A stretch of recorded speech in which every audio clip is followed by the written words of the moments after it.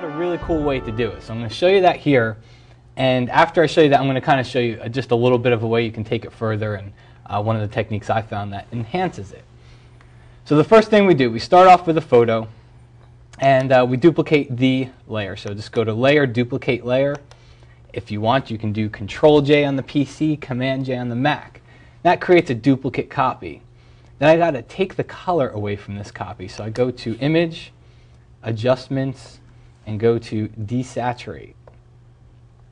Now, we want to copy this layer again, so I'm going to use that shortcut, Control-J, and I have a copy of it here, but it's the same exact version as the one below it. What we want to do here is invert it. So whatever is black is white, and whatever is white becomes black. So I'm just going to go to, press Control-I, Command-I on the Mac, and you can see it kind of almost looks like it's almost like an X-ray effect here. And then one more thing we need to do is change that blend mode of just that top layer, the one we just inverted. We're going to change it from normal and go down to color dodge, and that's going to make everything white. Now here's where it all starts to come together. Go to the filter menu, go down to blur. Now Justin suggested in his tutorial to use motion blur, so I'll do it with motion blur and I'll show you what happens here. Let's bring the distance all the way down to 1 and leave the angle set at 0, and as you start to increase the distance, I'm just going to use my arrow keys here, you start to see the whole sketch photo effect come into play here. So the higher distance you use, the more black you'll start to see here. So that's pretty cool in and of itself. It looks like a great sketch here. You can also use filter, blur, and go down to Gaussian blur.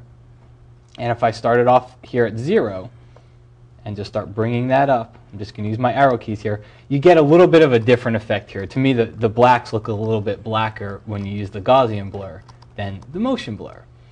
So that's what Justin taught us. Congratulations to Justin. He won the prize at Photoshop World. But I want to show you one more thing here. So that's the technique he used. So let's open up another photo here, and I'm going to do the same first few steps. Control-J to duplicate the layer, and now you can go into the image menu or use Control-Shift-U on the PC or Command-Shift-U on the Mac to desaturate, and then we'll duplicate that one just like we did last time, and then invert it.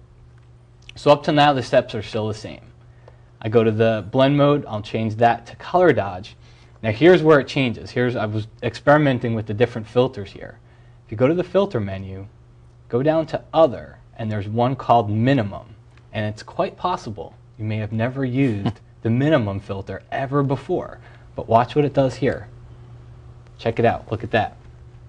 Just with a radius of 1, we get that instant sketch effect, but as I start to increase that radius, you'll see those darker lines become even darker. So I think it gives a really crisp sketch effect from a photo to a sketch here.